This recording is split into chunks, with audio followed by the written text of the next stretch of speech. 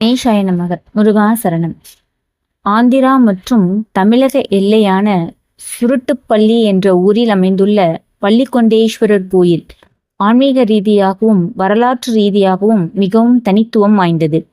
உலகில் உள்ள சிவசேத்திரங்களிலே சிவன் விஷ்ணுவை போல பள்ளி கொண்ட துயில் கொள்ளும் கோலத்தில் காட்சி தரும் ஒரே தலம் இதுதான். அதேபோல் இங்குள்ள தட்சிணாமூர்த்தி வடிவமும் விசேஷமானது. தம்பதி சமேத தட்சணாமூர்த்தி வரலாறும் சிறப்பும். பொதுவாக அனைத்து சிவன் கோயில்களும் குரு பகவானான தட்சணாமூர்த்தி கல்லால் மரத்தின் கீழ் அமர்ந்து சனகாதி முனிவர்களுக்கு மௌனமாக உபதேசம் செய்யும் பிரம்மச்சாரி கோலத்தில்தான் காட்சி தருவார். ஆனால் சுருட்டப்பள்ளியில் மட்டும் அவர் முற்றிலும் மாறுபட்ட கோலத்தில் அருள்பாலிக்கிறார்.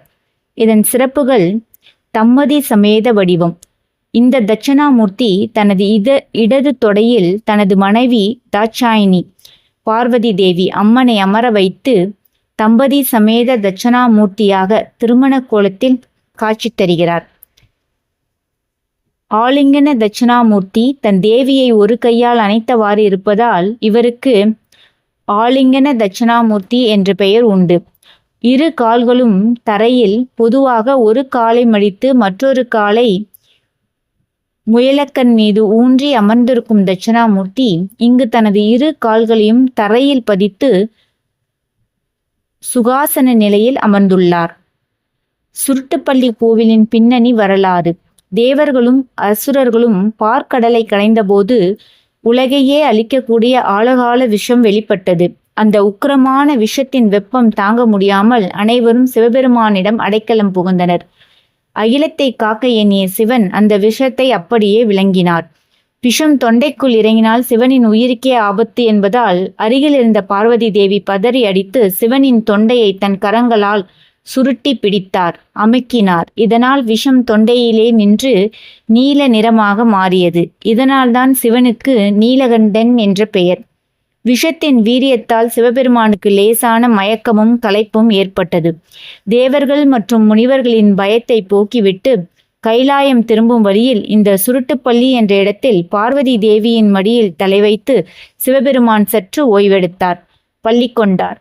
ஈசன் சுருட்டி பிடித்த தொண்டையுடன் பள்ளி கொண்டதால் இந்த ஊருக்கு சுருட்டப்பள்ளி என்றும் இறைவனுக்கு பள்ளிகொண்டேஸ்வரர் என்ற பெயரும் வந்தது.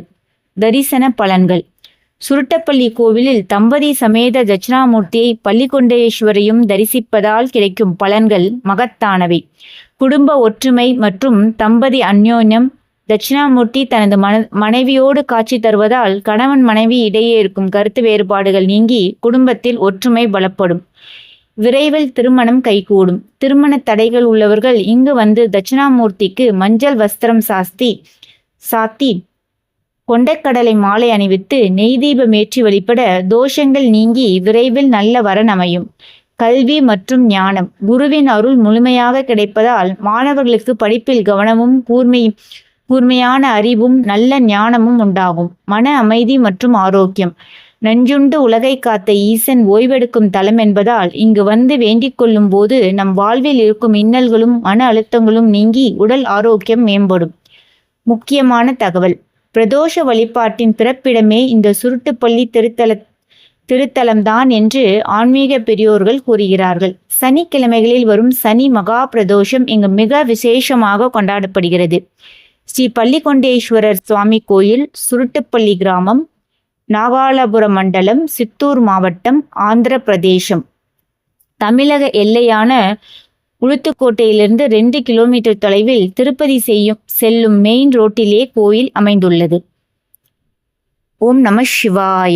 திருச்சிற்றம்பலம். தென்னாட்டுடைய சிவனே போற்றி, என் நாட்டவருக்கும் இறைவா போற்றி. ஓம் நம சிவாய. நன்றிகள் கோடி.